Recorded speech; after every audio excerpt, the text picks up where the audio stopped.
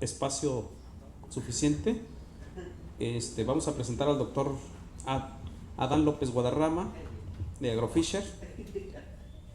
El doctor es doctor en la facultad o profesor en la Facultad de Ciencias Biológicas y Agropecuarias de Colima, en el área de biotecnología, con especialidad en control biológico. ¿Sí? Y en sus investigaciones ha participado en la selección de cepas de bacilos subtilis en muestras de la zona aguacatera de Michoacán. También ha participado en mejoramiento del manejo agronómico orgánico y mixto en diferentes localidades de Michoacán para la disminución en el uso de agrotóxicos y un aumento paulatino en el manejo de productos orgánicos, para la nutrición y para el control biológico de plagas y enfermedades. Asimismo, es consultor de orgánicos y fabricante de insumos orgánicos y director general de Agrofisher SPR DRL. El doctor que nos estará impartiendo el tema hoy, doctor López, será evolución del manejo orgánico en la región aguacatera de Michoacán. Bienvenido, doctor. Muy buenos días a todos. Pues gracias a Dios aquí estoy, aquí me puso en este momento, en este día, 23 de octubre del 2024. La evolución no podemos entenderla de otra manera en la actualidad como algo positivo y progresivo, mas sin embargo también tenemos evolución negativa en diferentes grados, en diferentes niveles. Lo que nos atrae aquí y nos trajo aquí es encontrar o entender la evolución positiva. Es una evolución ascendente que requiere pues mucha investigación y que requiere mucha aplicabilidad. Necesitamos en la agricultura orgánica, para conceptualizarla, cómo empezó a evolucionar. La agricultura orgánica desde hace muchos años ya se conocía. Antes de que se plasmara en documentos, ya se llevaba a cabo sin tener la documentación.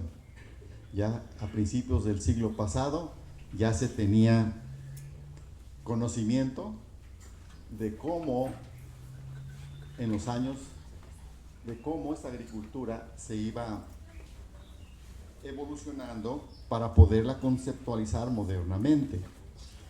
Si nosotros vemos que la agricultura orgánica, considerándola como una respuesta al daño ambiental causado por el uso de pesticidas, químicos, fertilizantes sintéticos en la agricultura convencional, pues todo ello nos indica que surgió paulatinamente también los daños.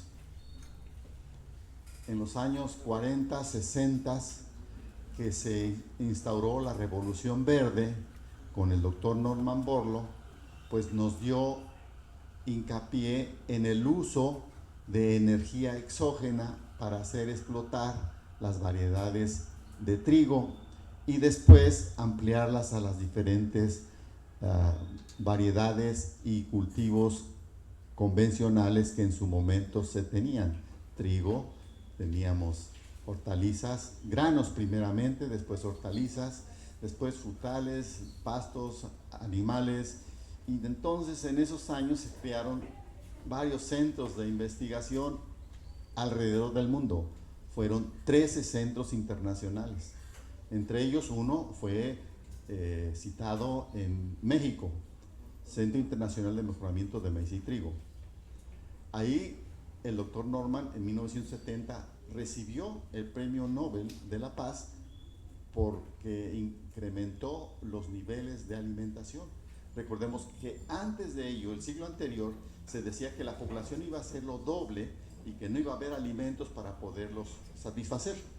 Bueno, pues con esa evolución se demostró que sí se podía alimentar a más millones. Hablábamos de 5,000 millones en aquel entonces. Ahorita hablamos de nos vamos a acercar al año 2050 aproximadamente a 10.000 millones, ¿verdad? Pero como ya la tasa ahora va declinando de natalidad, va a cerrar como en unos 8.000 millones. O sea, ahí la evolución ya de regreso. Bueno, pero los alimentos siguen siendo importantes. Después, regresando al orgánico, que nace el orgánico como una respuesta a las enfermedades que se empezaron a observar cada vez más intensas, cánceres, leucemias, diferentes trastornos en el metabolismo, en la salud del ser humano en general. Bueno, pues entonces inician precisamente mientras le daban el premio Nobel a Norman Borlaug, pues ya resulta que teníamos desde 1873 ya se tenían esas respuestas, más sin embargo Albert Howard fue el primero que sistematizó la información orgánica de los resultados que se veían. Dicen, bueno, necesitamos coberturas, necesitamos que se respete el terreno que estamos pisando, que estamos explotando agrícolamente. Y esto nos conlleva a que al estarlo alterando, él empezó a documentar y escribió un libro llamado Test Agricultural. Este Test Agricultural en 1970 lo publican y se considera como la base de la agricultura orgánica, uno de los pilares bibliográficos acumulados a través del tiempo. Finalmente, se habla de que el uso racional del terreno debe ser más bien regenerativo, más que racional. Entonces, lo orgánico vamos a ir evolucionando hacia lo regenerativo, porque inicialmente, ok, manejamos orgánico. ¿Qué pasó? Por ejemplo, la agricultura orgánica, al manejar, bueno, si respetamos la actividad biológica y los ciclos naturales de los cultivos, plagas, enfermedades, eso nos va a llevar a una respuesta cada vez mejor, más sustentable, ¿sí? En el suelo tenemos microorganismos que nos van a desdoblar nutrientes que la planta puede ir absorbiendo paulatinamente en su desarrollo. Sin embargo, si consideramos que la agricultura orgánica privilegia los procedimientos mecánicos, biológicos y agronómicos, evitando los elementos sintéticos, logrando ofrecer alimentos saludables. Pero es importante cuidar a los trabajadores agrícolas y proteger a la naturaleza. Mientras no hagamos esa parte, estamos cojeando. O sea, la evolución orgánica, su manejo debe ir acompañado de estas situaciones. En cuanto al control de plagas, la agricultura orgánica usa biopesticidas y trampas de insectos en lugar de plaguicidas sintéticos. En algunos casos incluso se apuesta por la liberación de insectos benéficos y o microorganismos entomopatógenos y también antagónicos. Para mantener alejadas las aves se ha optado por el uso de ultrasonido y en la actualidad, pues eso ustedes han visto que ya hay halcones, ya se utiliza otro tipo de elementos biológicos para alejar a los mismos pájaros. Por lo tanto, va habiendo elementos.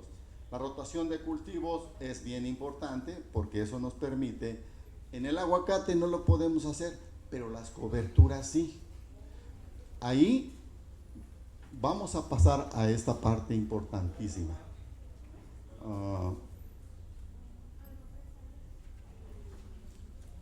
En 2020, el COVID-19 generó profundos impactos en el mundo. Durante la pandemia, la demanda de productos orgánicos se incrementó en el consumo humano, a tal grado que en Michoacán se empezaron a aumentar los huertos orgánicos a partir del 2020, 2021. Además de Michoacán, se empezaron a abrir campos fuera de Michoacán, orgánicos. Por ejemplo, en Ciudad Guzmán, en esos lugares, ya se están abriendo terrenos o ya se abrieron que están plantando o plantaron huertos con manejo orgánico. ¿Por qué? Porque había un incremento económico y además una demanda de los productos. La demanda mundial de orgánicos se incrementó a tal grado que se considera que alrededor del 30% de los alimentos, principalmente en Europa, se demandaron con mayor intensidad. En diferentes partes del mundo ha sucedido el fenómeno. Ahora, ¿qué ha pasado en el estado de Michoacán? Como tiene el mayor número de hectáreas sembradas, cultivadas para la producción orgánica, entre esta superficie el aguacate aporta un poco más del 85% del valor de la producción orgánica. El resto lo aporta la zarzamora, el mango, el tomate rojo, el pepino y el tomate verde. Todo esto de acuerdo a la información del Servicio de Información Agroalimentaria y Pesquera, el CIAP. Aquí en Michoacán, en los años 90, a inicios de los años 90, se inició el movimiento orgánico. En México se empezó en los 80, por Puebla, Chiapas, en huertos como el café. Mas, sin embargo, se empezó a intensificar a partir de los años 90 y personajes como el doctor Rubén Quintero Sánchez y compañía tuvieron la audacia de invitar al doctor Fulvio Ioanetto de Italia, de una certificadora en aquel tiempo, Viagrisert, que la trajeron a México y empezaron a certificar. Posteriormente se llama Grisert. En esos años ellos intensificaron las capacitaciones a estudiantes, grupos de productores y siempre liderados por el doctor Rubén Quintero y el doctor Fulvio Ioanetto, teniendo un absoluto éxito. Y los felicito porque fue muy atinado todo lo que hicieron a fines de los 90 y a principios del siglo XXI. Con esos conocimientos se iniciaron las aplicaciones de productos elaborados en huertos, encontrando tropiezos inherentes a cualquier inicio de proyectos. Es decir, empezaron a tener cursos de extractos, de cómo hacer fertilizantes, cómo hacer biopesticidas caseros, etcétera. Ya no fue sino hasta el año 2005 cuando hubo una fuerte aparición de mosquita blanca en aguacate, Remisia tabasi y Otrialeurodes vaporiorum, que inclusive se defoliaba completamente las huertas y con ningún pesticida lograban tener ningún control. Fue cuando a través del estudio de laboratorio y bioensayos desde 1987 al año 2005 que empezaron a elaborarse productos. Inicialmente los productos que utilizaban eran productos sólidos, molidos en arroz, y eran aplicados, pero no tenían éxito suficiente, no había controles. Sin embargo, en este momento se da el salto cualitativo como producto de ciencia, de laboratorio, de investigación básica e investigación aplicada. Se da el salto y empieza a haber productos a base líquida, cada uno con una tecnología muy particular, pero se empezó a extender y empezó a haber control absoluto en control de plagas principalmente. ¿Sí? Esto quiere decir que Beauveria, Metarricium y Rutela, todos ellos, Bacillomyces, Bacillus thuringiensis, son efectivos cuando se aplica de acuerdo a la etapa de desarrollo del insecto. Se tiene que encontrar la forma. Al principio se utilizaba mucho estos microorganismos agregando melaza en las pipas. Eso les daba más contundencia en campo. Por favor, la siguiente.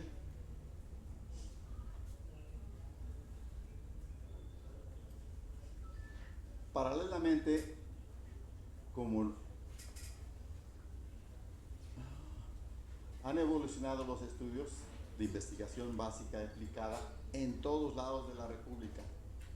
A un servidor le tocó dar conferencias en diferentes partes de la República por los años iniciales de este siglo, y en la mayoría de los lugares no había productos para control biológico de plagas y enfermedades, y los que había eran sólidos y siempre tenían problemas para empezarlos a utilizar, y lograron hacerlo. Más sin embargo, la misma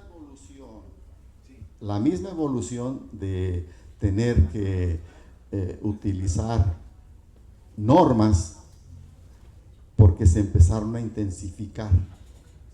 Así como al principio hubo muchos cursos de capacitación y la necesidad de ir certificando, Biogriset empezó a certificar, ahora Griset. Después nacieron otras certificadoras.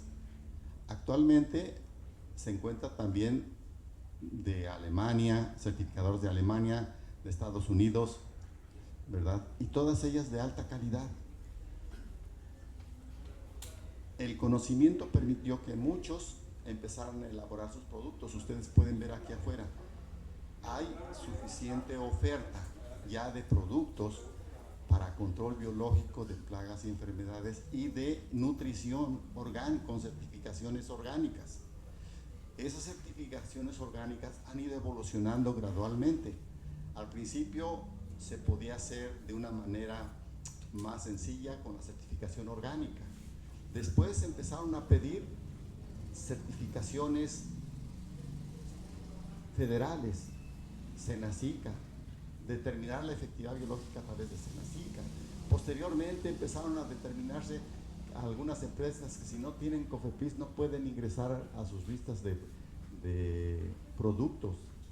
Todo eso es evolutivamente, ha habido más exigencia, y los orgánicos cada vez tienen más complicaciones porque tienen que llevar bitácoras, tienen que estar respaldados con los productos que están aplicando, con las prácticas que están aplicando, y eso ha dejado a un lado a que las huertas se tengan que emplear de manera integral, manejar de una manera más sustentable, utilizando coberturas, ya sea con leguminosas o tréboles, en términos generales leguminosas, algunas otras plantas que tengan cobertura, que tengan floraciones intercaladas, para que siempre haya insectos que estén polinizando y que al mismo tiempo eviten que los trips hagan daño a las frutas, y lograr frutas sanas y limpias, porque al principio en el mercado aceptaban fruta orgánica con laceraciones, con daños de trips, con algunas manchas causadas por la varicela o de clavo, y lo aceptaban como orgánico. Pero en la actualidad los mismos orgánicos exigen que el fruto tenga la calidad y presentación que un convencional, y en la comercialización pues ustedes ven que de veces no se puede comercializar con la misma justicia. Es decir, los orgánicos, hay ocasiones en que si la primera calidad 150 gramos para arriba les andan consumiendo a un precio del 20-30% superior al convencional. Pero si no pasa en la Junta Local de Sanidad Vegetal, porque hay barrenador de ramas o síntomas de barrenador de ramas, aunque el barrenador de ramas esté muerto dentro de la rama, o que esté inclusive momificado, no se les acepta como que está libre de barrenador. Y ahí todavía hay que ver muy bien esa parte para que en el muestreo, si encuentran barrenadores dentro de las ramas y están momificados o están afectados o están muertos, pues hay control y que le den salida. Ahí se tiene que trabajar en esa evolución, en esa dirección, para que se les dé la anuencia de poderlos comercializar. De lo contrario, hay productores orgánicos que en la actualidad se han esforzado en tener buena ética en el manejo, pero no lo pueden comercializar y terminan vendiéndolas al mejor postor en México. Y no paga muchas veces el esfuerzo extra. Bueno, todo esto nos lleva a que como todo va evolucionando, va requiriendo, por ejemplo, Coleotrichum sporoides, desde el inicio de la floración empieza la infección. Ustedes pueden observar daños de varicela, como aquí, inicial. Pero si la ven de lejecitos, ustedes la van a ver un fruto sano. Si acercan a más aumento, esa varicelita pues ya va a tener esta coloración. Y si cortan el tejido, en el parénquima esponjoso, parénquima de empalizada, ustedes van a ver la hifa dentro, pero fuera no ve nada. Aquí va corriendo las hifas, ¿sí? Y aquí inclusive en el estómago, ¿sí? Esto se ha ido cada vez más intensificando y esa investigación básica permite que haciendo estudios microorganismos contra microorganismos se logre ver que tricoderma efectivamente es efectiva, pero tiene que ser aplicada con tiempo y de manera constante en el huerto. Si en el huerto aplicamos cada mes en esparciones, seguramente clave aplicación con microorganismos en floración. Después, paulatinamente, pues seguirlos aplicando anteriormente. Ahora, aquí ya se tiene bien observado diferentes hábitos. Todo esto es investigación básica, ¿sí? Ya la utilización comercial la empezamos en el control de trips. Tiene que tener una serie de investigación aplicada en campo. Tiene que llegar a que el daño, cuando hay problemas de trips, tenemos daños de trips y obviamente cuando crece la fruta se convierten en semimameyes si no se controla a tiempo. En campo, para poder estar estudios, se tiene que aislar la floración, dentro de la floración, para que las aplicaciones se hagan dentro y no se contamine con productos externos. Posterior a eso, estudiar cómo va la infección en el caso de los trips, inclusive llegar a observar esporulaciones de esta naturaleza por tricodermas, ¿sí? Por Beauverias, por Metarrhizium, en este caso Beauveria, en este caso Metarrhizium. En mosquita blanca, que evite la defoliación, que se afecte los huevecillos. Es importante infectar los huevecillos para que no se romper el ciclo completamente. Eso es evolución. Y necesitamos que estos huevecillos sanos sean infectados, que no lleguen a adultos. Lo mismo en insectos, lo mismo en borreguitos, se le conoce en el mercado, afectados, mosquita blanca dañada completamente, y así sucesivamente. Finalmente tendremos este tipo de fruta limpia, y aún cuando se ve limpia, ya observaron cómo va evolucionando el hongo dentro. Pues una metodología orgánica que no daña aún tu huerto desde su inicio, con cobertura, con un manejo integral, traslapando control biológico y manejo convencional. La parte final de la evolución está en el manejo de los productos orgánicos y de la agricultura orgánica, es que en la actualidad los huertos que quieren o desean convertirlos en orgánicos, pueden irlo traslapando, haciendo un manejo integral, manejando productos biológicos y manejando productos sintéticos, y gradualmente ir dejando de utilizar los sintéticos para terminar empleando sin tener demérito en sus rendimientos, porque al final de cuentas el agricultor siempre queremos ver el aspecto monetario, una utilidad finalmente. Entonces, evolutivamente hablando, al principio no se necesitaban productos certificados, después productos certificados orgánicos, pero después ya entra el aspecto internacional con normas más estrictas, se requiere COFEPRIS, y en la actualidad se están pidiendo etiquetas de valor agregado extras que exigen para que se pueda competir en el concierto comercial internacionalmente hablando.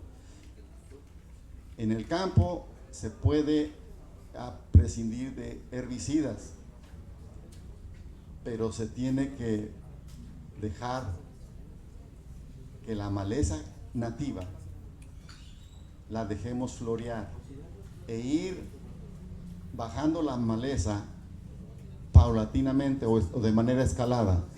Una vez de ida, a los 20 días al mes, cruzado, pero el chiste es que siempre tener maleza.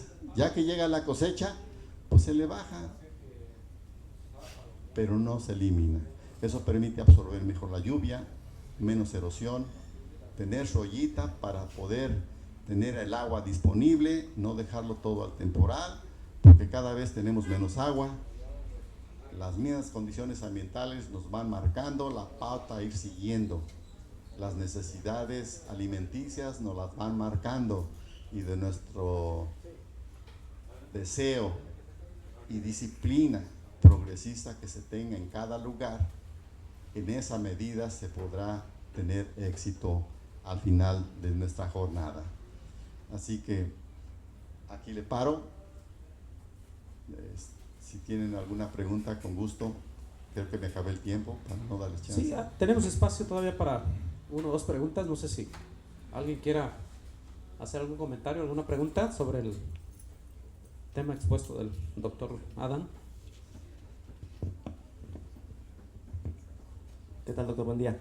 Se ha escuchado recientemente en otros estados, en Morelos, en Jalisco, inclusive aquí en Michoacán, que, como comenta, hay una evolución positiva y hay evolución negativa, y se empieza a notar una evolución negativa en productores que han dejado lo orgánico para convertirse nuevamente a lo convencional. ¿Son factores económicos? ¿Son factores de manejo? ¿Encarecimiento del manejo orgánico? ¿O a qué cuestiones considera que se atribuye eso? Yo creo que el encarecimiento es uno de los factores, y otro es el encarecimiento de los insumos orgánicos. Otro es que, como requiere mucha disciplina, algunos productores no la tienen y se les hace caro, y muchos hacen sus productos en casa sin la certificación adecuada. Algunos otros se han llegado a enfermar aplicando porque no han tenido la curiosidad de tener equipo para que se proteja personalmente. Y el otro, el más fuerte, es que no han logrado vender su producto a tiempo cuando el producto vale. Cuando su producción sale fuera de tiempo, resulta que el mercado lo está pagando barato. ¿Y qué es barato? 20 pesos en caso del aguacate, ha llegado a bajar a 15, a 14, a 12, y el costo de producción en un orgánico se anda uno gastando sobre 12, 13 pesos por kilo, haciéndolo correctamente. Claro que si lo hace uno, ahí se va, abandonado, semi-abandonado, bueno, pues a lo mejor salen 10 pesos y entonces sí le gana, pero como su producción no está de buena presencia, buena calidad, pues no se la compran al precio